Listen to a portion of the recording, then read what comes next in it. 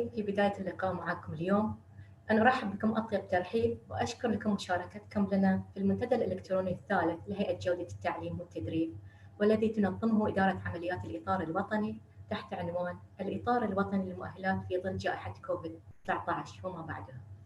Ladies and gentlemen, good afternoon.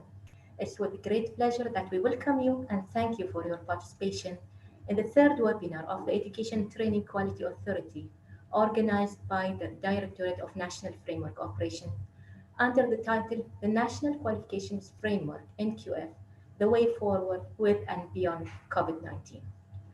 Starting from February 2020, the world has faced an extraordinary time by all means, as we had to stay home due to the coronavirus pandemic, facing some uncertainty and working from home. While education in some countries continued despite the challenges faced by students and institutions, whether being in schools or universities, in other countries, education had to stop and children were left out of school. We, in the Kingdom of Bahrain, the government has set up a committed national task force, Team Bahrain, to handle the spread of COVID-19 virus and to take the measures to guarantee the safe continuity of various aspects of life. Continuity of education was one area of priority, hence education moved online. We at BQA also, we didn't stop our operation. Although our normal operation was disrupted, we utilized this period to do some virtual assessment and evaluation of the online learning provided. We did benchmarking, we updated our standards and criteria to accommodate for what they call the new normal. I would like to let you know that the webinar will be live streaming on the BQA YouTube. And now I'm pleased to invite Her Excellency, Dr. Jawar Shahin Mdahki, the Chief Executive of the Education and Training Quality Authority, to deliver the webinar welcome speech. تفضلي دكتورة, the screen is yours.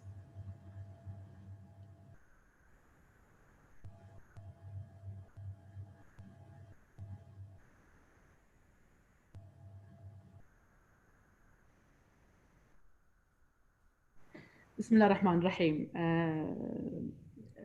أشكركم جميعا على تواجدكم معنا اليوم في هذا المنتدى، ونيابة عن منتسبي هيئة جودة التعليم والتدريب الترحيب بالمشاركين معنا اليوم. وهذا طبعا المنتدى تنظم الإدارة العامة للإطار الوطني للمؤهلات والامتحانات الوطنية، والذي يشمل عنوانه الفترة الحالية ويغطي عنوان الفترة الحالية اللي يمر بها العالم، الإطار الوطني للمؤهلات في ظل جائحة COVID-19 وما بعدها. The way forward with and beyond COVID-19. مملكة البحرين بعناية من الله سبحانه وتعالى وبرعاية كريمة وتوجيهات سديدة من سيدي صاحب الجلالة الملك المفدى حفظه الله ورعاه، والدعم والمساندة من صاحب السمو الملكي رئيس الوزراء الموقر، والقيادة الراجحة والمتابعة الحثيثة من صاحب السمو الملكي ولي العهد حفظهم الله ورعاهم، خطت خطوات ثابتة بدراسة وعناية خلال هذه الجائحة، وكانت القرارات كلها تصدر من أجل حماية وسلامة المواطن والمقيم في المقام الأول. منتدانا اليوم معني بالإطار الوطني للمؤهلات، واللي يعتبر أداة من أهم أدوات تطوير التعليم وجودته، وكان مما سعت إليه مبادرات تطوير التعليم والتدريب في المملكة بالتوجيهات الحكيمة لسمو الشيخ محمد بن مبارك آل خليفة نائب رئيس الوزراء رئيس المجلس الأعلى لتطوير التعليم والتدريب، وذلك بإنشاء الإطار الوطني للمؤهلات تحت مظلة الهيئة في العام 2012. ومن أهمية ومزايا الإطار الوطني للمؤهلات في البحرين أنه طبعاً إطار شامل يتضمن التعليم العام والتدريب المهني وكذلك التعليم العالي، وهو يعزز التواصل بين الأطراف ذات العلاقة في جميع القطاعات، كما وأنه له القدرة على الاعتراف بالتعلم الرسمي والتعلم غير النظامي، ويشمل أيضاً الاعتراف بالتعلم المسبق. بدأ إطارنا بالتركيز على التعلم الرسمي في مؤسسات التعليم والتدريب في مملكة البحرين، ولكن بناء على التغيرات اللي طرأت خلال جائحة COVID-19 وبالرغم من السلبيات اللي فرضتها الجائحة على مجتمعات العالم، إلا أنه هناك الكثير من الأمور الإيجابية اللي نتجت خلال هاي الفترة. وقد يكون النظر في الاعتراف بالتعلم عن بعد والاعتراف بالاعتماد الجزئي أو الجزئية للمؤهلات، الاعتمادات الجزئية للمؤهلات اللي هي المايكرو كريدنشلز، أحد هذه الفوائد اللي احنا بالإمكان إن احنا نستغلها من هذه الجائحة. وهذا طبعا يتطلب التعاون بين كافة الأطراف ذات العلاقة.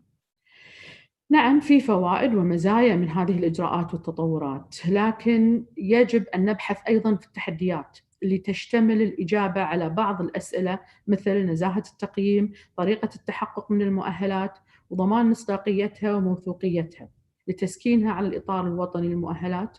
واليوم ستكون هذه هي محاور منتدانا الإلكتروني، واللي نتمنى الاستفادة القصوى مما سيعرضه ضيوفنا المتحدثين اليوم، البروفيسور هازمان شاه عبد الله والسيدة ميلاني ريلتون، والذين نتقدم لهم بعظيم الشكر والتقدير على مساهمتهم ومشاركتهم لنا في هذا المنتدى.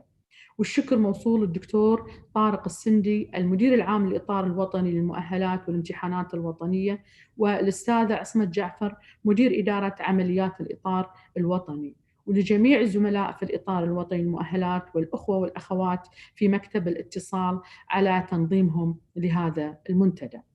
I would like to say just a few words in English for colleagues and friends who may not have the chance to understand what I've just said in Arabic. I mean, it's been so much international that the world is so open now. We have to speak more than one language. Actually, I'm trying to learn, like Dr. Tariq, French as well, although I'm not that good at it yet, but I'm working towards it. Dear guests and participants, it is a great pleasure to welcome you on our forum today, The Way Forward with and Beyond COVID-19. And I am sure that it will be a successful event as always. I would also like to again thank our guest speakers for their highly appreciated contribution during such critical time that the whole world is facing with COVID-19 and its effect. We hope that this experience, as much as it was harsh and painful, have taught us useful lessons and learned to get prepared for the future, for our children and their education. So I would like to thank Professor Hazman Shah Abdullah and Mrs. Melanie Ralton. Thank you very much for sharing your views on this important matter today. And going back to Arabic, باسم هيئة جودة التعليم والتدريب أرحب بكم مرة أخرى مع أجمل التمنيات بأقصى الفائدة من هذا المنتدى، ونلقاكم في منتديات أخرى مستقبلا. والسلام عليكم ورحمة الله وبركاته. تفضل يا عصمت. شكرا دكتورة. شكرا دكتورة سعد، دكتورة جوهر. Thank you, Dr. Jawahar. And now we move to our speakers, but let me first introduce them. Our speakers for today are Dr. Tariq Al-Sindi. He is the General Director of the General Directorate of National Qualifications Framework and National Examination. He is currently also the Secretary General of the Arab Network of Quality Assurance in Higher Education and CAHI, and he has a long experience in teaching, research, and academic administration. Our second speaker is Professor Hazman Shah Abdullah, who was a professor of administrative sciences at University of Technology Mara until retirement in 2018. He was also the Deputy Chief Executive Officer to the Malaysian Qualification Agency, NQF.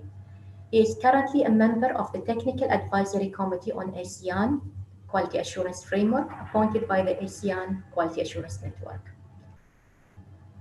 Ms. Melanie Ralton, who is a professional technical expert with over 25 years of experience leading national and international cultural relations and education system reform programs. And she has participated in various large-scale projects for public and private sectors. She's an assessor, moderator, and quality assurance assurer for regional and international vocational qualifications. While Dr. Tariq and Professor Hazman will be covering the high-level perspective of NQFs and Quality Assurance Agency, Ms. Melanie will later take us to a more specific and important aspect related to the online assessment and how to ensure its integrity and credibility. If you have any questions to our speakers, please write them in the question and answer box below the screen, and then we will answer them at the end of the webinar. And now I would like to welcome Dr. Tariq to share his presentation on the National Qualifications Framework with and beyond COVID-19. Dr. Tariq, the screen is yours. Tafadhal. Thank you, Asmat. Bismillah ar-Rahman ar-Rahim. Thank you, Asmat, and thank you, Dr. Jawahar, for the lovely introduction. Let me start my screen and start sharing.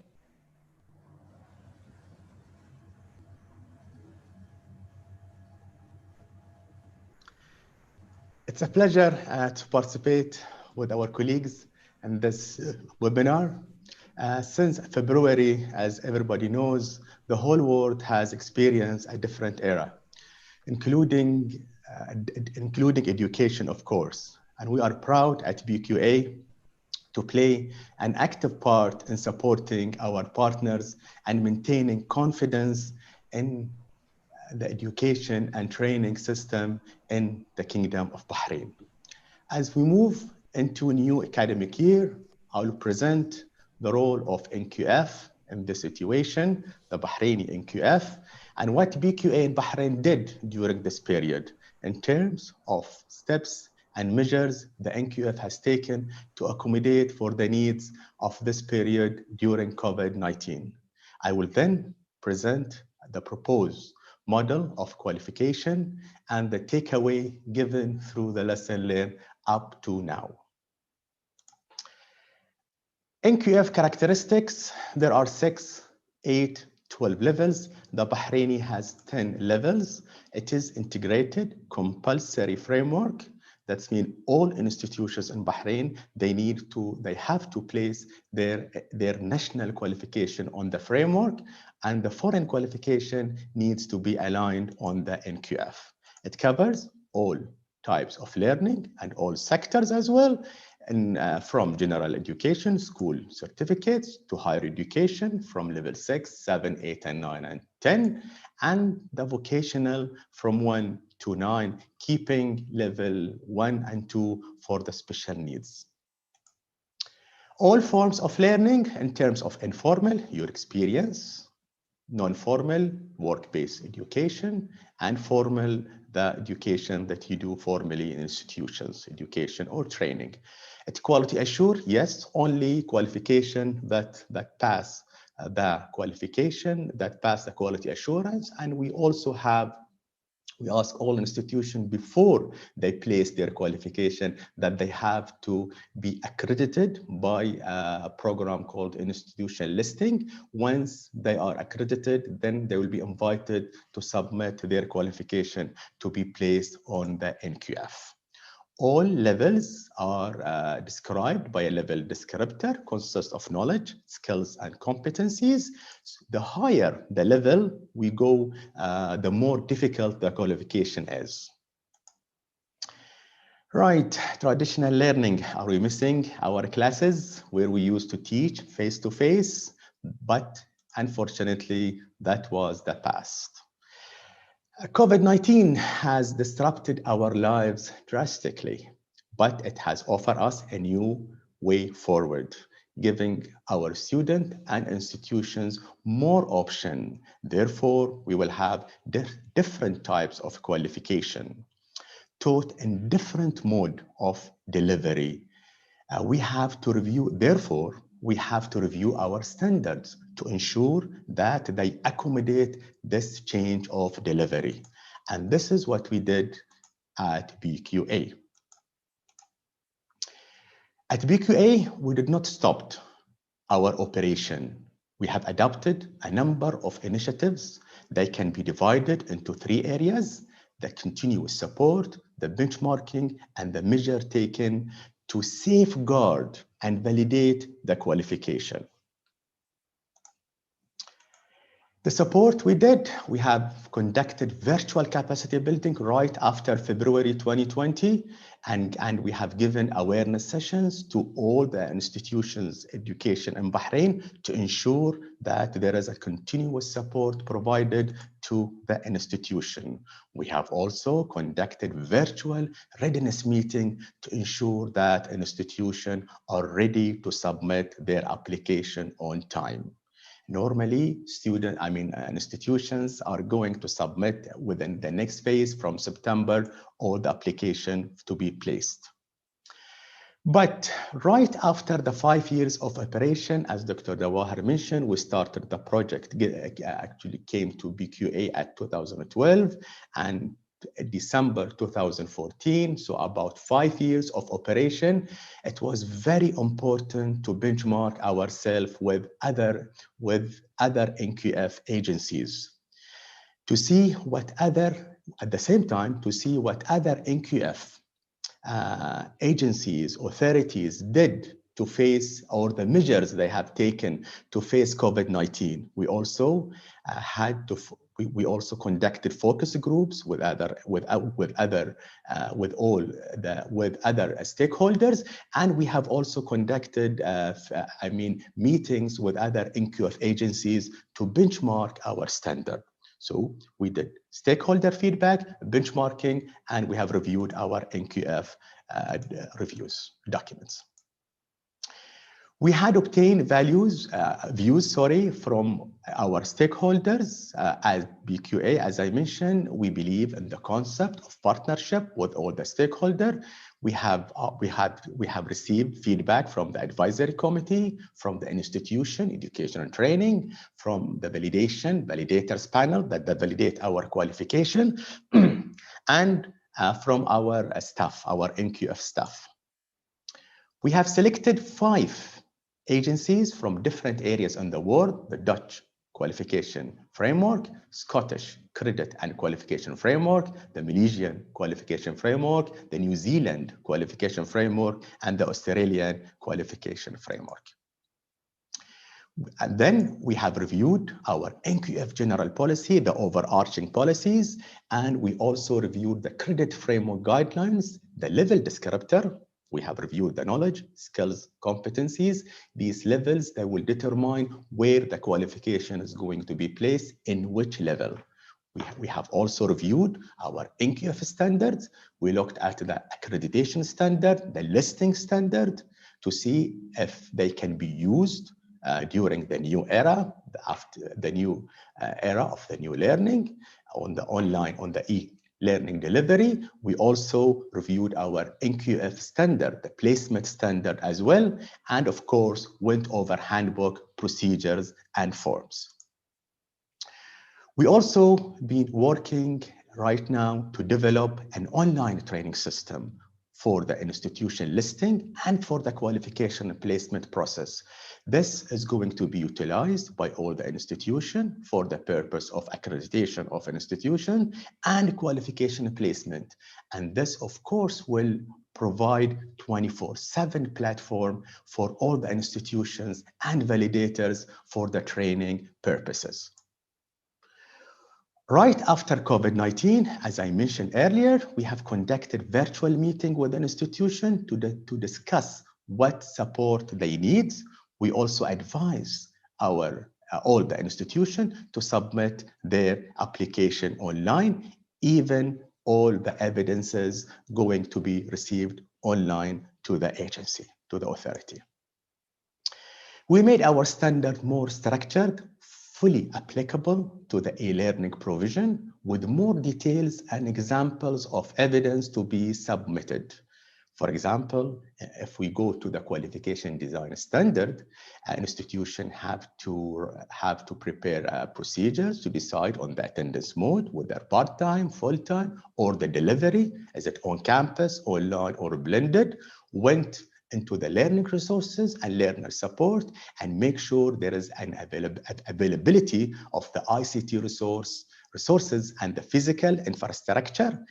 Learner support is very, very important for the online provision here.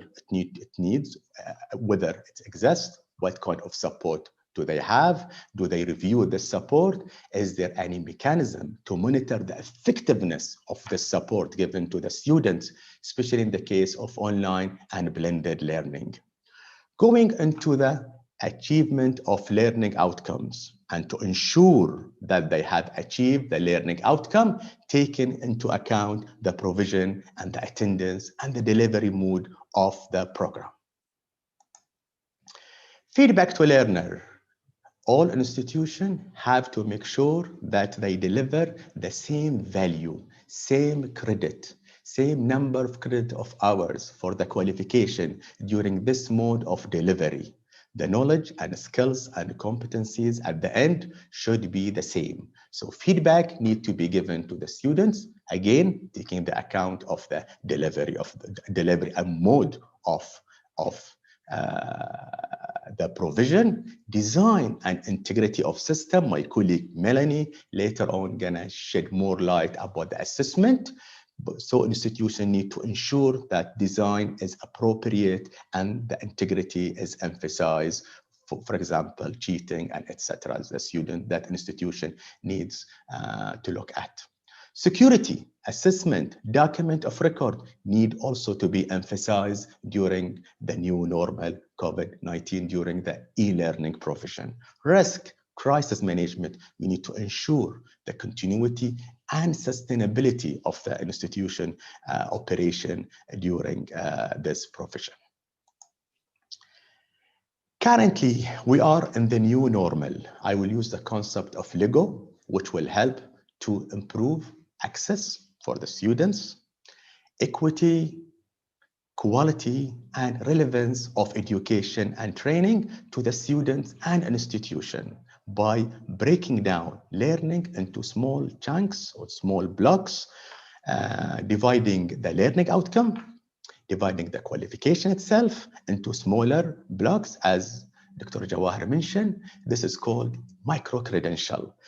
This will lead to flexible and adaptable, innovative education system that will lead to spreading the concept of micro-credential. These blocks of learnings can be therefore constructed into a qualification subject to validation, recognition by quality assurance agencies. But question arises, how to ensure the validity of qualification on NQF? To demonstrate what we have said earlier and to validate it, the NQF has the capacity to recognize all types of learning, as I mentioned, whether delivered in class or in e-learning or blended. We have been focusing over a long time now over face-to-face, and it is time to consider other mode of learning which support lifelong learning and in line with e-learning trends, such as micro-credential.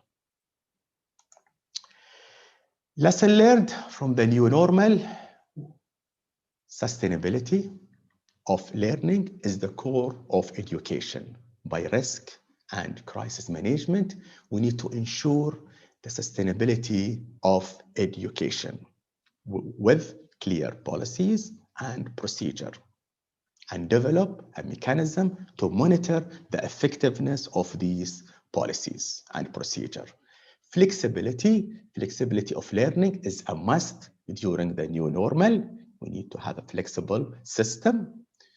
Creative, innovative, and motivation. We need to be able to motivate students, faculty member as well, because so far, third of institutions actually are using the blended online learning. And continuous review and refinement of policies and procedure is needed to cope with the requirement of the current learning environment. We also need to update regulation to cater for the current situation of learning. Regulation right now in some countries, they don't actually recognize the online learning. It is time that we need to update and recognize all types of learning. With this, I will conclude my short presentation. Back to you, Asmat. Thank you, Dr. Tariq. If I may summarize, Dr. Tariq focused on the importance of the NQF, recognizing all types of learning, validating qualifications during the new normal, the steps that we at PQA have taken to accommodate the needs of this period, and the way forward with the online and blended, like considering the micro-credential. and how it is gaining more importance. He also emphasized on the importance of sustainability, risk and crisis management, flexibility, continuous improvement, and of the standards and processes as we go.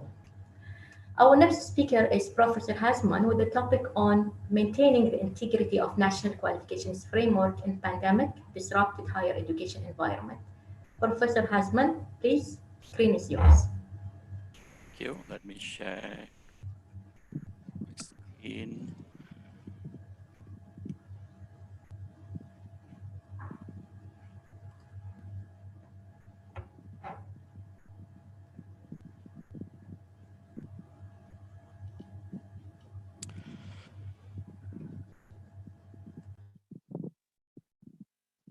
Thank you, Asmat, and thank you, fellow presenters and participants from, I presume, from all over the world.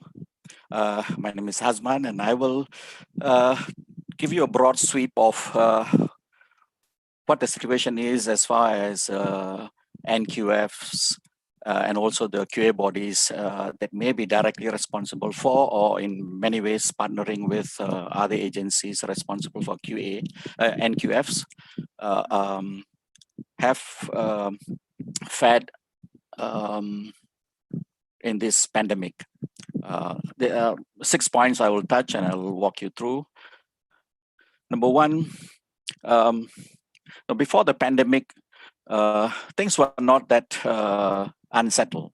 In fact, the higher education sector was already unsettled by many challenges. I mean, growing demand, there was a lot of growing disenchantment with formal education and education providers that Dr. Tariq explained in the case of Bahrain, and probably also applies to other countries in the world. There were a lot of other alternative supply providers emerging, taking advantage of the void the traditional institutions created. And also, there was a growing challenge in the higher education sector with digitalization. The universities were not generally exploiting this technology as quickly as they should. And there were a lot of reservations about online distance learning, remote learning, and so on and so forth. And coupled with that is, over the last 2 decades or so, there's a lot of financial distress faced by higher education institutions because of withdrawal of government funding, limits on student debts, rising costs of fees, and so on and so forth. And also there was generally a shift to lifelong learning, learning on demand, more industry-facing, industry-driven teaching, and also smaller packets of learning, micro-credentials, as is popularly known. And on the QA side, we have almost about 147 national qualifications framework and some regional frameworks. They have helped to provide greater standardization, systematization, harmonization of qualifications, both within the country, within the region, also across the globe. But they are not without tension. And QA, the quality assurance component, was always a big component of this in creating trust within and also beyond the boundaries of the nation in terms of the different qualifications, different institutions, different sectors provided. And generally, despite the QA and NQFs employees all over the world, almost in unison, were always complaining about the graduates are not meeting their expectations. And you have also the 21st century skills, which demand a lot more. Universities over a 2-year, 3-year period could not really do a good job in making sure these skills are nurtured and provided in their graduates as they have done successfully in terms of knowledge mastery. And for the QA bodies, you find that there was a big shift towards enhancement and not just compliance, meeting standards and requirements of NQFs and QA bodies. But more importantly is actually what do they do to innovate and move on and take advantage of developing technologies and changing expectations.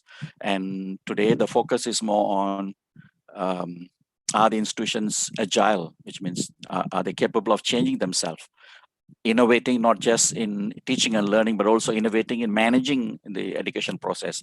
Are they changing themselves?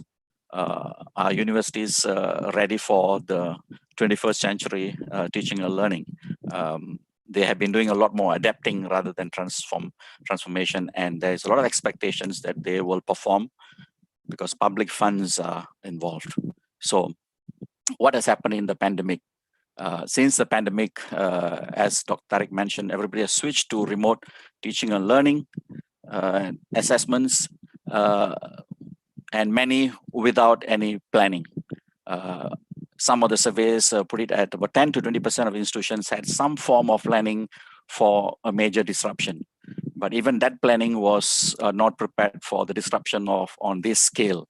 But they had a head start because they had some planning, so they could quickly go into a crisis mode and manage the crisis well. But there's a lot of lessons that we have learned in terms of communication with everyone during a crisis. And this period is an intense period of learning for students, academic, university managers. And as expected, not everything was pleasant. But everyone tolerated the switch to online, the lack of support, the lack of training for academics and students and university managers in the interim period.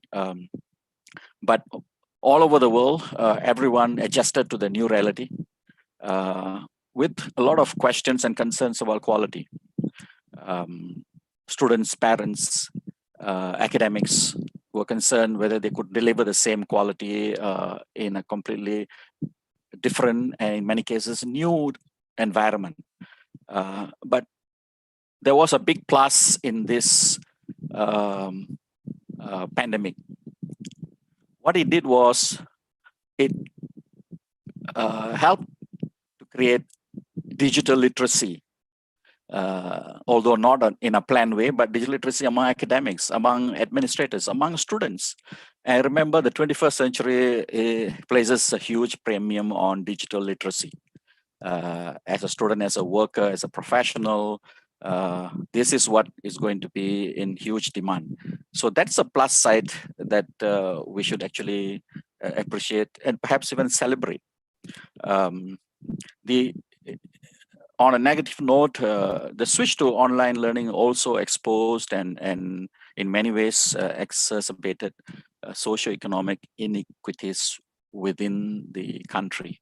The digital divide that was there and being mentioned frequently suddenly came to the fore because remote learning, online learning requires connectivity and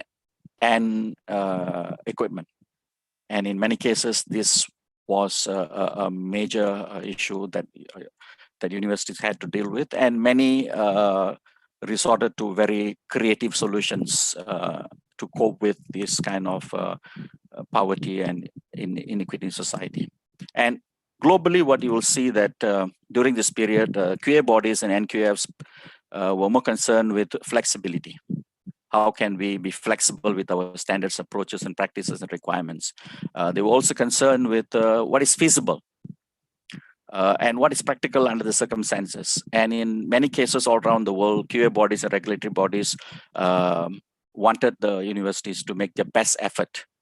It may not be the optimal, most desired, but it is the best effort under the circumstances in relation to the NQFs and the outcomes that was expected. They were being very realistic. Is the COVID qualification questionable? In some countries, this it was not something that was entirely severe because they have already moved to a blended learning, except that during this period, they completely converted to online. So there was already some expertise and training and resource to tap on. So it was not completely a disaster. And also in institutions where they were doing open and distance learning, they were marginally interrupted because they could continue with very little interruption. But the challenge to NQFs and related agencies was how to move away from a conventional, pure conventional modalities, teaching, learning, assessment, and support, which they're familiar with and they're prepared for, and everything is modeled after this. So how do we actually transit this, as Dr. Tariq mentioned? And many programs were actually halted quite badly. Those with that high practical element, hands-on, equipment-based, lab-based education actually suffered the most. Many professional programs actually went into hibernation. They could not, because of the safety concerns, not just safety in terms of physical safety and health, but these are programs that deals with the life and death, and they could not afford any flexibilities to the institutions. So they went into hibernation more or less. And one other thing that happened was teaching, learning, and assessment went online. Everything else in many cases wasn't. So in which case, the quality of student support was actually lacking. Students had face-to-face, they had materials, and they carried out some form of assessment. But beyond that, everything was not in a way that could actually support and provide a good learning or teaching experience. And in most cases, exams were converted into assignment and other forms of assessment. They may not be the best, and many actually improvised and thought of what are alternative assessments. And an important point here is we have a lot of lessons to take away from this. That is, this pandemic actually caused new realization about exams. Exams are not the best way of assessing many outcomes, and online assessments now gives you a lot of opportunity to actually diversify. And one of the important things, while we have questions about integrity, there's opportunity now to really test and see whether your students have actually imbibed the value of integrity, because they are going to be unproctored. They are not going to be policed. They're going to be self-regulating. Are they able to produce work that demonstrates the learning, which doesn't raise any issue? So I think here's an opportunity to really see, have the students become more concerned with the integrity of assessments. So that's a good test. Now, quality assurance has actually globally has been affected by this, unsettled by this. For a while, many agencies had to stop for a while, and then they resumed by providing a lot of guidance to the institutions about flexibilities, how they could cope with. And many also resumed online site reviews with many reservations because assessors were not familiar. There was still a lot of questions whether it was a good equivalent to actual physical site reviews, on-site reviews, but they were able to continue. And in many cases, both QA bodies in relation to institutions for accreditation and also institutions in relation to the students generally practice no detriment policy, that no harm will come as a result of all the difficulties and disruptions that the pandemic caused. And accreditation bodies that upheld the NQF also adopted a similar approach. They will not be in any way harmed by any decisions taken during this period. They will be given sufficient time in the post-COVID period to make up for if necessary. But students still continued to complete and graduate during this period. And there is a good question to ask right now. Is the pandemic cohort secure, safe from a quality standpoint as they venture into the work world? We will know shortly as employers begin to experience these students in terms of the final stages of their academic life. QA practices, as Dr. Ari mentioned, has been transformed as a result of the pandemic experience, but they will be blended moving forward. And there's an opportunity to actually rethink or reimagine QA, but I believe most would actually move to a more blended style of operation and accreditation, but none is going to completely reimagine QA using this little disruptive experience. Higher education too is not going to go online purely or wholly as a result of this pandemic. There will be more blended teaching and learning, and which means there's always the questions whether the current standards are portable for different modalities. Institutions and standards have been developed with a model in mind. Whether the model is explicit or not, there's always an implicit model of what kind of institution talking about, what model of teaching and learning you're talking about as you develop the standards. So now is a good time, and many QA bodies asking, are our standards modality free? Are they adaptable to many different types of teaching and learning without any major issues? So that's the question being asked, and I believe there will be something good that will come out of this at the QA national and also regional level. And for the QA bodies that look after the NQF, one of the challenge will be, it's not whether you're doing conventional or online. You might be, moving forward, you'll be doing both. All institutions will have both face-to-face and also blended online. And this will be a challenge because you need to be prepared to be ambidextrous. That means you have to be able to study, evaluate, and decide on the quality of both in terms of programs or institutions. And that's going to tax QA bodies. And a lot of the dogma that institutions and also QA bodies had about conventional classroom-based teaching and learning was somewhat affected or weakened, if you like, by this the online encounter, and that's good. There will be a lot of questions asked, and QA bodies and NQF agencies are all shopping for online e-learning, e-assessment standards and expertise. We all are looking around to learn and be ready. What are some of the key takeaways from this session? Now, quality and quality assurance in the initial stages was actually secondary. Continuity was the main issue for most QA bodies and institutions and regulators. And as a result, there will always be some doubt about the COVID-19 cohort. And we have to wait and see whether this cohort is in any way suffers a deficit. But as I said, there are certain plus points for this cohort. They went through hard times. They had to learn. They had to adapt. They had to be resilient. And this opportunity was never there for the earlier cohorts. In that sense, this cohort has got some special attributes which may come in handy with the modern day employers as the economies are also adjusting. And QA bodies use the best effort as the criterion.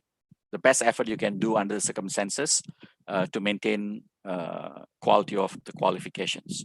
And moving forward, I think QA bodies are looking at the standards and practices to make sure that the quality of the qualification is still maintained on the online or in the mixed mode modalities. And also moving forward, QA bodies have to, and I think increasingly they are, looking at effectiveness of learning and beginning to move away from the models of learning, the means of learning, conventional, classroom, online, and so on for effectiveness of learning. Keep the eye on the learner and the effectiveness of learning in relation to the outcome, rather than getting stuck with the classical, traditional face-to-face, and which is always privileged. And there's also major reorientation that is necessary and is already started, that is at the QA level, looking at this new environment, how to take advantage of this. The educational managers in the institutions are also looking at how the institutions can take advantage of this and improve and innovate. And the same goes to academics who have been pushed into the online, and many have actually become quite comfortable. And also assessors who now have to look at the blended modalities much more than before. And QA bodies moving forward to ensure the quality of qualifications will have to develop ambidexterity in QA. That means your evaluation will be of mixed modalities. There will still be some who are primarily conventional and some are primarily online, but a lot more, the large middle section will be blended. So when you look at teaching and learning in a blended mode, your assessors, your standards, your approaches, your activities, your documents, your observations must be able to combine, just like in research, the mixed method. How do you cope with two hopefully complementary modalities within a program, within institutions, so that the outcome is actually supported. That's a broad sweep of what is happening, what is likely to happen around the region, in ASEAN, Asia Pacific, Europe, and also America. And with that, Asmed, thank you. Thank you, Professor Azman, for such enlightening, interesting, and useful presentation. So just to summarize to our audience, Professor Azman focused on maintaining the quality and integrity of the NQF during pandemic, including the qualifications on the NQF. The sudden disruption that happened to the institution, and they had to react quickly despite the challenges. The disruption happened to both sides, to the institution and to the NQF and quality assurance agencies. Moving forward, he said that blended is more likely the scenario coming forward, and that the coming period will be a bit challenging for NQFs and quality assurance when evaluating, especially when there is a mixed modality in HEIs. And he added that moving forward, quality assurance agencies need to adapt their standards to secure the quality of online and remote learning. Thank you, Professor Azman. We have seen the two presentations from a bit higher perspective from the institutions and the NQFs and quality assurance agency.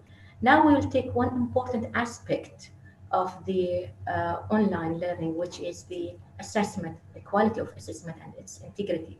And with this, we have Ms. Melanie Relton, who will share with us a topic on maintaining the quality of assessment and ensuring the validity and reliability of the assessment during COVID-19 pandemic.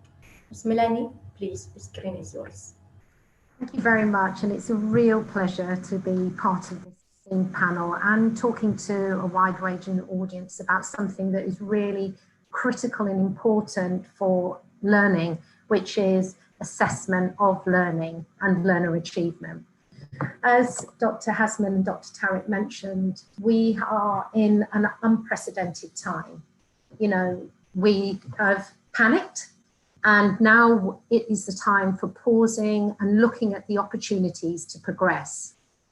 Learning and education systems and the systems used to assess skills and ultimately award qualifications are being forced to look at things very, very differently. But for me, the extent of COVID-19 and its impact on assessment is not quite known yet. Things are still unfolding. But what we can see and what we are seeing is, as both speakers have said previously, it is presenting an opportunity to accelerate changes and modifications to assessment. We've already seen, as Dr. Hasman has said, no detriment policies. We've seen cancellation of assessments where there's sufficient performance evidence to award a student or a learner an award or a qualification or a grade. So institutions and organisations are already responding to the issue and challenge that we've been facing. But continued uncertainty, coupled with the speed and scale of the transition to online assessment, has brought to the forefront, as Dr. Hasman said earlier, the digital divide. And not just the digital divide in terms of poverty, but the lack of distance learning and assessment infrastructure. For example, clear policies and procedures or revised policies and procedures. Staff with the right skills to confidently implement and administer online assessment. Support for learners in relation to reasonable adjustments, communication to understand what is going on, their rights and responsibilities, and access to the internet and connectivity. These all present challenges in relation to maintaining the quality of delivery of assessment, administering of assessment, and incorporating these new technologies such as online, virtual, e-learning into assessment in the current context. We are all being forced to integrate into assessment these new systems and technical innovations. But it's important that, for me, we maintain engagement of all the key stakeholders within this process, not just our academic teams, but students, learners, parents, and employers. So, with the move to online assessment, many are concerned with the principles of quality and academic integrity, and concerned that these are maintained and enhanced in such an uncertain time and within the transition that we're going through. But one of the things that I take heart is, which we can lose sight of, is there is a wealth of established good practice. We already heard from Dr. Tariq in his presentation how BQA are responding rapidly to this unprecedented time by offering support, offering, connecting with equivalent bodies globally to share lessons learned, to understand good practice, gathering feedback from the key stakeholders to incorporate quality improvements. So there is a lot of good practice and people responding to the situation. We have a lot of assessment expertise. There is rigor, quality control around secure online, virtual, computer-based verification and assessment. We had a pre-meeting yesterday and Dr. Hasman talked about integrity, and he had a really good viewpoint. It's not a new concept for us, integrity of assessment. It is been a thorny issue for years for institutions, so it's not new. In many ways, nothing has changed. The scrutiny of student behaviour and assessment should be no different now to what it has been. We should be addressing it through robust policies and procedures, comprehensive learner support structures, and stakeholder communication and engagement strategies, as we've seen the BQF doing. Heightened awareness of the integrity issues by all stakeholders, and in particular students are now being brought into this dialogue.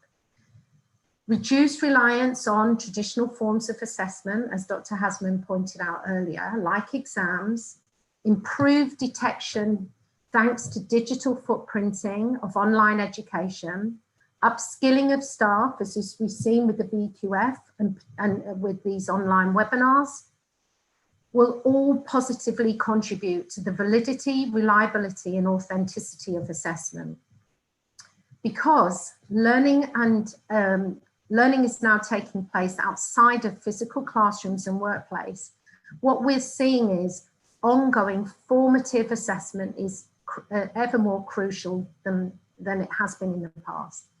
It is essential that we put in systems and structures, or make our existing structures and systems more robust, so we can gather evidence that learners are engaging and absorbing the content that is now being delivered to them in formats that differ from our business as usual.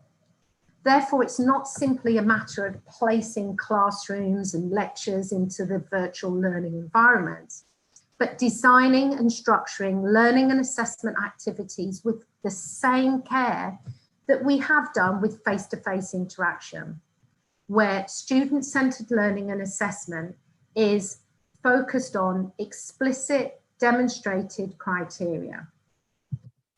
Now, the question is, how do we achieve that?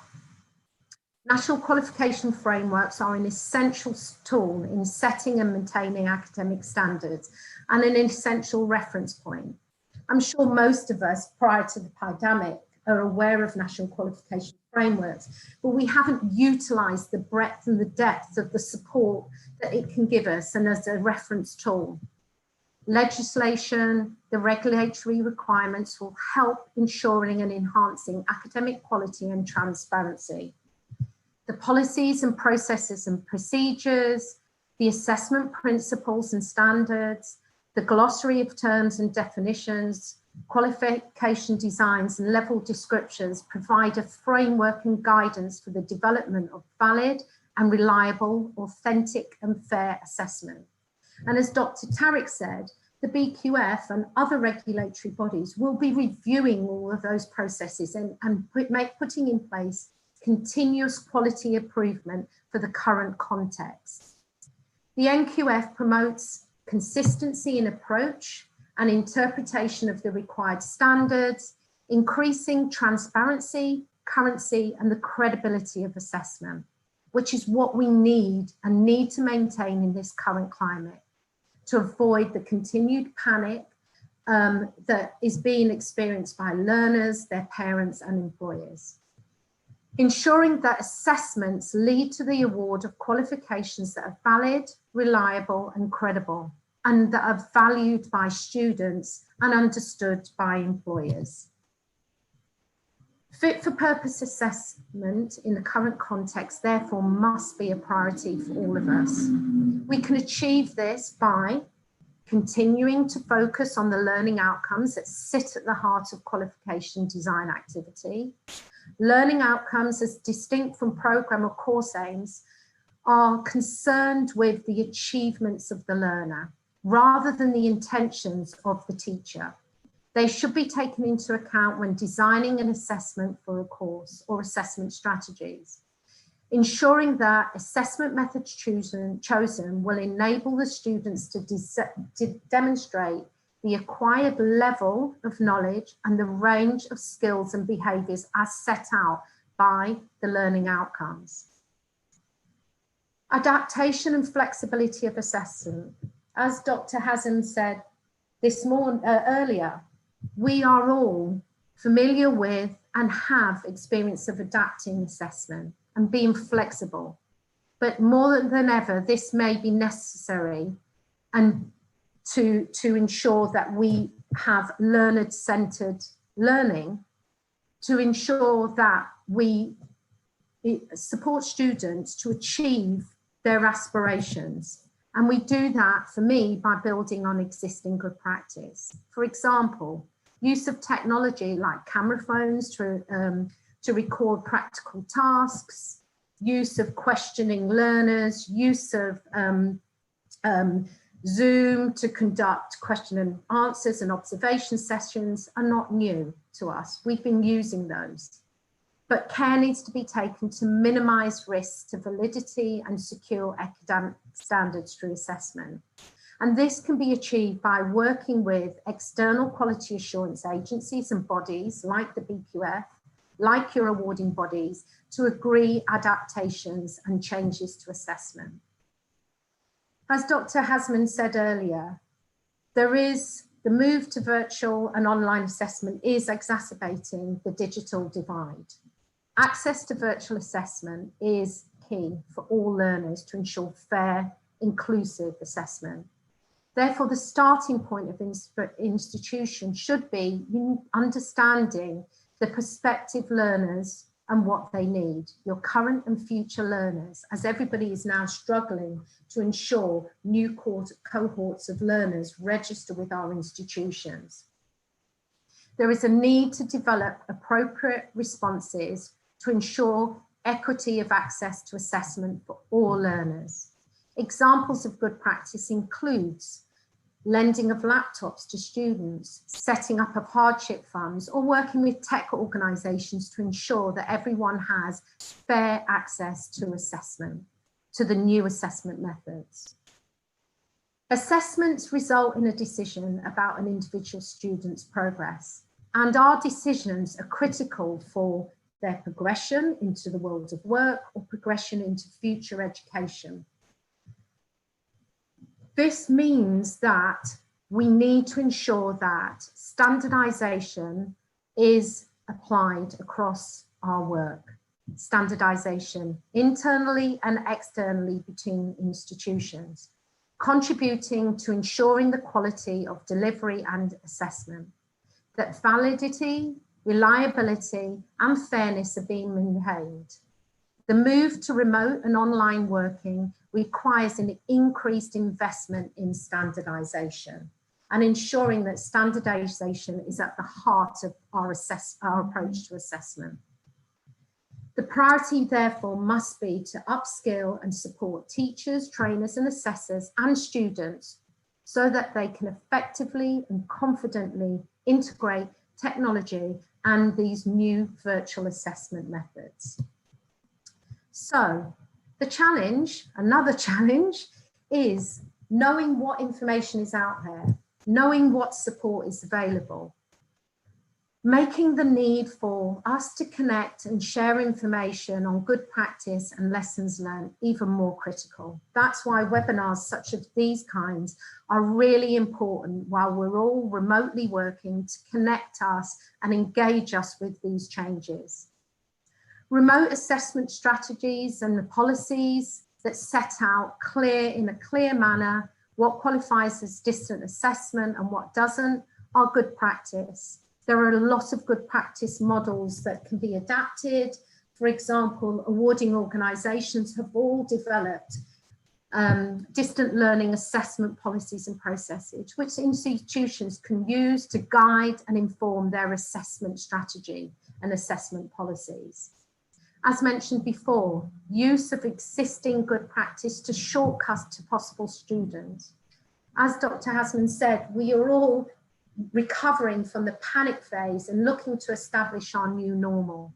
We need to learn from each other to shortcut to possible solutions to ensure that learners are not put at a disadvantage. Looking at vet and work-based assessment is a really good starting point to build on good practice. And higher education institutions have, over the last 5 to 6 years, starting to work collaboratively and looking at forms of vocational degrees, vocational partnerships, work-based partnerships, and using that information around assessment can be used to build into new solutions. So example, professional bodies like the Nursing and Midwifery Council in the UK are introducing new standards that will enable their first year students, apologies, I hope you can't hear this. That's the challenge of online learning when we're working in different environments. Will encourage the nursing body in the UK have introduced emergency standards, which will ensure that first year students will be able to spend up to 100% of their first year focused on theory or academic learning, with the overall 50-50% split of theoretical and clinical hours to be spread across the remainder of their course. So extending assessment, extending opportunities for young people to gather evidence to prove competence is another good way forward to support the changes. As mentioned before, approaches to flexible assessment and reasonable adjustments, looking at reasonable replacement activities that are linked to and associated to the learning outcomes and assessment criteria. That has got to be your starting point. So allowing students to undertake assessments by using online learning experiences, such as video placements or studies of patients, exploration of written case studies may be required. But what academic and technical teams need to do as a starting point is to review existing assessment strategies using the learning outcomes and agree those alternative assessment methods in advance, ensuring the academic standards are maintained and that learner-student progress is supported and their achievements are obtained.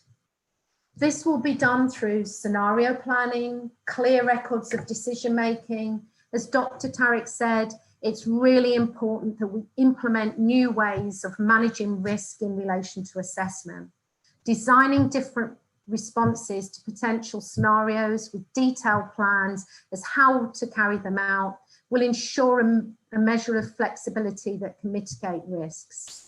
But these need to be communicated to staff, and staff and students need to be engaged with the development of these scenario plans and risk mitigation plans. Ultimately, these plans will give the students the confidence that their interests are being protected.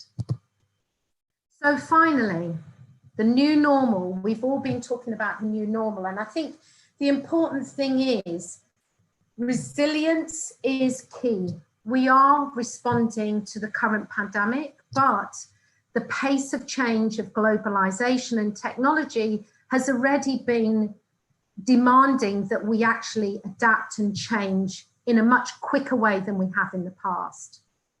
COVID-19 will lead to permanent changes in assessment and learning.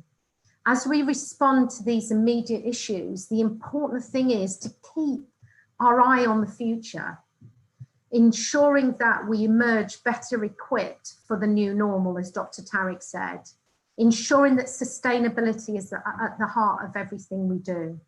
This can be driven by operational planning, contingency planning, so having clear operational contingency plans on the shelf that are modelled and vetted that will enable institutional leaders to hopefully thoughtfully consider, prioritise and quickly respond to changing contexts around assessment, enabling them to deploy resources more effectively and efficiently. So the agile assessment that Dr. Hasman was talking about. So planning and preparing for it. So we bring every stakeholder with us. So there's clear ownership and engagement. No one is alone in coping with COVID-19. This presents an opportunity for collaborative, engaging partnerships. Peer institutions are grappling with the same issues. Vocational education, thank you, assessment institutions have been dealing with these challenges of online assessment and maintaining the credibility. So sharing good practice. Therefore, investment in the capacity and capabilities of individuals to deal with change and to implement with confidence new approaches to assessment requires strong leadership that deals with change in a positive way, that equips staff with the delegated authority and the resources to deal with the change. Thank you very much, and sorry, I get carried away.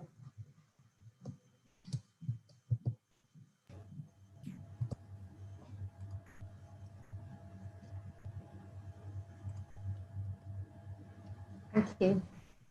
Thank you, Ms. Melanie. And thank you for sharing with us such important and critical topic, which is the assessment, which is of concern to all of us. Just to summarize, Ms. Melanie focused on the quality and credibility of assessment when it is conducted online or blended. She talked about the role of the NQF in maintaining the standards, and she moved on how 2020 for fit for purpose assessment looks like, and she shared some good practices for institutions that could benefit from. I think now we will move to the question and answer session to our panelists, and I would appreciate if you keep your answers focused and short, so in order to allow us to take a large number of questions. I will start with the question to Dr. Farah Sindi. I'll merge a number of questions that I've received regarding the benchmarking process that the BQA NQF has done. Why have you specifically chosen those countries? And how do you compare NQF Bahrain to other international frameworks?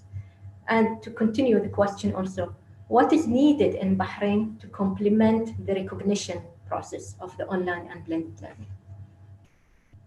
Okay, thank you, Asmat. Actually, the 5 agencies that we have chosen are very well known. They have great reputation, credible. They represent different parts of the world, and some of them we have already MOUs with them. So we signed MOU of cooperation. I've been working with them, and we did a couple of projects, like the Malaysian. We have actually received a delegation from them. They came to Bahrain for a week for a 1-week internship. We have also a reference now. The Bahraini NQF is already a reference with the Scottish Qualification Framework.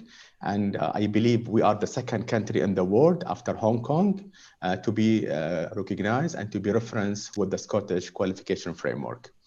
What we have learned, actually, when we did the benchmark, we have seen that the Bahraini NQF has the same features, as well as established leading framework, and we have seen some area for improvement. We are going now actually to do a kind of adjustment to a few of our standards. We have also, with regard to the recognition aspect of the Bahraini NQF, we still actually we have the capacity, the Bahraini NQF has the capacity actually to recognize the formal and the informal learning. And we need to look at the legislation at national level with all stakeholders.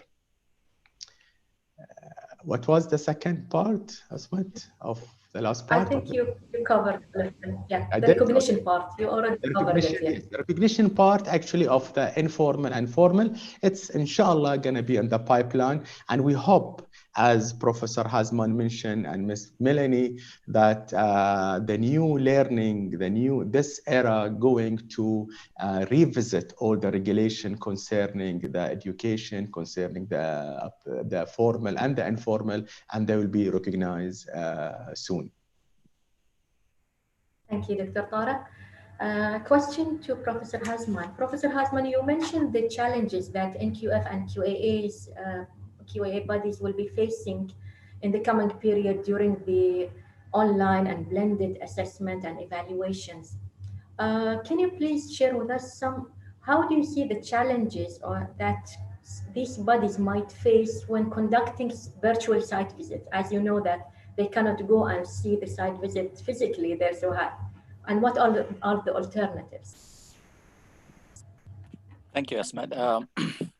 Yes, the challenges are plenty, but around the world, several of the QA bodies have actually carried out quite a number of virtual visits. The Indonesian QA body has just completed about 100 virtual reviews.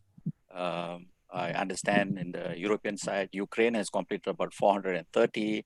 ACU, the Catalonia University's QA body has also completed about 99. So there's quite a lot of experience around the world to look at and tap into. The key challenges are actually for covers 360 degrees. For the institutions, this is a new normal, right? While they've conducted teaching and learning and many other things online, going through a review and assessment online is a new experience. How do they actually demonstrate the systems, processes, practices, and people through the screen? There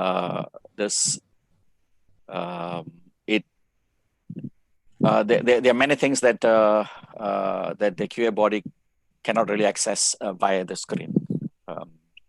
Most core part of the assessment can be carried out this way, but there are aspects that that the assessors are still not comfortable while they're doing these things. So essentially the core technical part of the assessment can be carried out through virtual visits, as many of the institutions, many of the QA bodies actually demonstrated. But if you look at the feedback from the assessors, there's still great degree of discomfort in making recommendations. That they're not still confident that they have actually had a good, full, wholesome look at the institution, the students, the staff, and so on and so forth. Because the teaching and learning that they're looking at is still conventional, except during the interim period.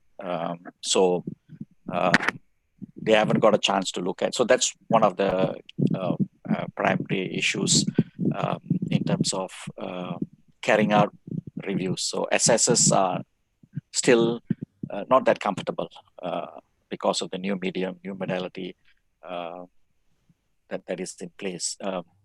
And while we are doing the virtual visits,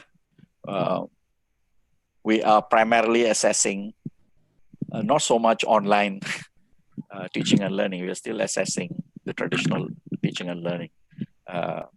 So the method is online, it's remote and virtual, but what you're trying to understand is actually the actual or the physical. So that's quite a challenge too. But there are also good things for QA bodies. Now QA bodies can actually watch and monitor what happens in the different interviews and the sessions between the assessors and the interviewees, different stakeholders. This was not available earlier because you could not be everywhere because there are a lot of parallel sessions taking place. Now actually, you could actually have staff looking at, and that's good for training, that's good for ensuring professionalism, that's good for planning and the interviews. So there is a lot of challenges, but there are also advantages that has been afforded to the QA bodies. So that's a long list, but I think that would provide a general picture of what are the challenges and what are some of the benefits that is available. Asmat?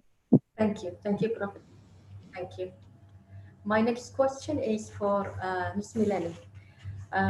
We have a question which says that employers are skeptical to hire students that have graduated using the competency-based assessment and other types of assessment this year. So what is the way forward? And is there any message? I'll add to this. What is our message to make the employer more comfortable about the assessment use? Yeah. I think the thing is, as Dr. Hasman mentioned before, I think reminding employers that the students that are graduating now, I feel, have the more work-ready skills.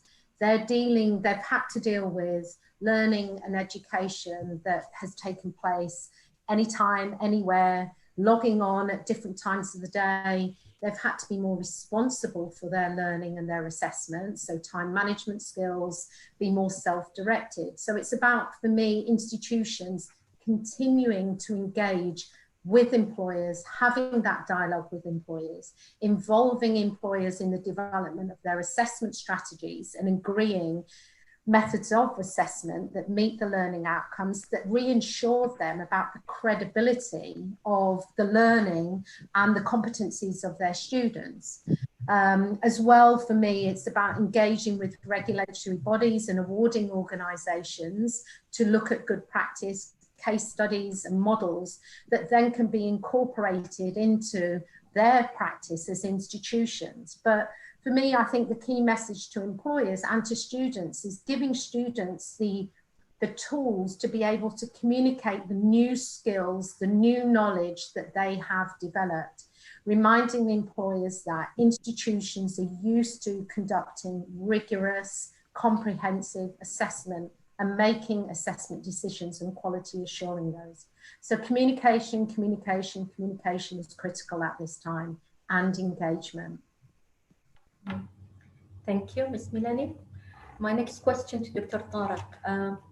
How can the organizations governing NQFs adapt their processes, standards, and strategies to cater for validating the online qualifications? I can compare here two approaches. I can call them the cookbook approach and the toolbox approach. The cookbook approach is a sequential oriented approach, which I don't think we need it now. We need a toolbox approach. And the toolbox approach, you can open your box, use different tools for different situation, different standard, different modes of delivery as well. Actually here, I mean, what we did, as I mentioned, the benchmark helped us a lot in even looking at what other NQF agencies are doing when we look at their standards and when we also meet with with a couple of agencies and we ask them what standard, what changes they did. So learning from others is actually a big help. And this adapting strategy that we need to cater for the new type of learning, the new learning, and special attention should be given to achieve the learning outcomes. We don't need, as I think one the participant, I can see her questions, is the graduates of the new era of this era are going to be different. We need to make sure it comes the role of the quality assurance agencies. This is the role of the agencies to make sure that students, they achieve similar learning outcomes. They need to look at the support given to students, make sure that there are ICT, availability of ICT, and ensure institutions have risk crisis management for long-term planning. As Professor Hasman, I don't think the situation gonna go well. It will stay. The new mode of education will stay, but we have to sustain it with clear guidelines, policies, and procedures. Thank you, Dr. Tariq. Thank you, Dr. Tariq. Professor Hasman, next question says, what challenges might the institution face when they are subject to evaluation or quality assurance reviews by QA agency after updating their standards to accommodate for this period? So from the institution's point of view. Okay, the QA bodies have and are, as also Dr. Tariq mentioned, are looking at the standards and revising them, making them adaptable to the use of online learning and assessment and teaching. And as is usual with most QA bodies, when standards are changed or adapted or revised, one of the key stakeholders actually institutions, right? So institutions should be part of the process in trying to revise and update and adapt the standards. So by being part of the process, there is already there's shared learning, right, for the institutions. They understand how and why and in what way the standards is actually being expanded or revised, changed. So that would provide a lot of learning. But institutions on their own, without the QA bodies, are also looking at other institutions around the world, which are doing online learning, blended learning, flipped classrooms, distance learning, because they are also looking at how to take advantage of technology and offer the education in using this technology in newer ways, in more innovative ways. So institutions are not bystanders in this process. They are also learning on their own, but the process of doing changing standards will involve them. So there is actually co-learning. The QA bodies are also going to learn about the standards from the institutions as well, especially those who have experimented with this and have quite a bit of experience under the belt. So the institutions, of course, any change in standards and requirements will always create some discomfort. But I don't think for QA bodies, there will be a major revamp of the standards. So it will be adaptation of the standard as I see it in the near future. I don't see anyone who is going to really completely reimagine the standards that they're applying, because many of the standards are actually principles, norms, expectations. So they are broad and in many cases also neutral. So they will apply to online distance learning, blended mode, and any other modalities that you mix, it will still apply, but it has to be applied appropriately, intelligently, contextually, in a particular case. What exactly is the modalities that are in play, and do they complement, and is this housed under a good overarching framework within the institution? So it's not pieces being thrown into the mix, but there is a good overarching policy that actually blends them together so that the learning that they're delivering is secure. It's up to date. It is what is required in your framework. So I think there will always be some degree of nervousness and discomfort, which is normal. But the institutions are also looking at new standards and new approaches from the QA bodies, and they're also looking at it themselves.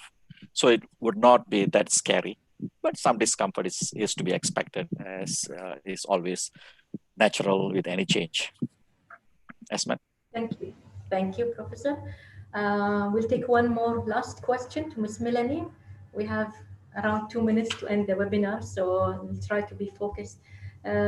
Actually, we have lots of questions coming, but unfortunately, due to time limitation, we wouldn't be able to take all of them. The question is how to balance the need for flexibility with the need for standardization.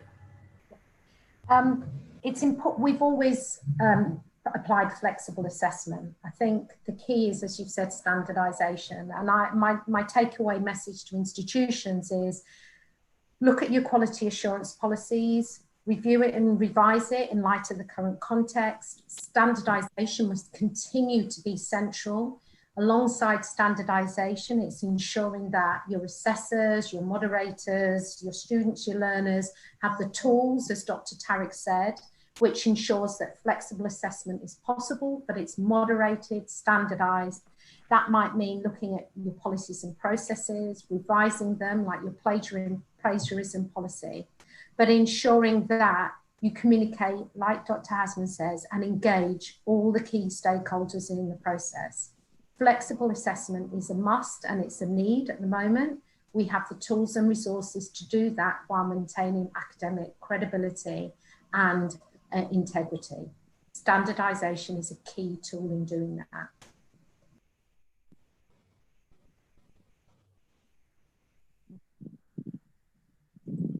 Thank you. Sorry, Asma. Thank you, Ms. Melanie. So to recap the takeaways for today, as we are approaching the end of the webinar, our speakers today have focused on the importance of adapting to the new normal, which is becoming a reality in education. And moving forward, we have to consider the e-learning and the blended learning. Enhancing the role of National Qualifications Framework in recognizing all types of learning, including online learning and blended learning. The importance of updating the policies and standards related to the NQFs and quality assurance to accommodate the requirements of this period and beyond. And one of the most important lessons that we have learned from the pandemic is to ensure the sustainability of education by having plans to manage risk and crisis and be flexible. We need to be more flexible to know how to deal with the changes as they occur. Before we end up the webinar, I would like to share with you a quote by Mahatma Gandhi, who said that strength does not come from physical capacity. it comes from indomitable will. I would like to thank our esteemed speakers today for their valuable contribution, and I would like to thank you all for your participation, and I hope that you have benefited from the discussions.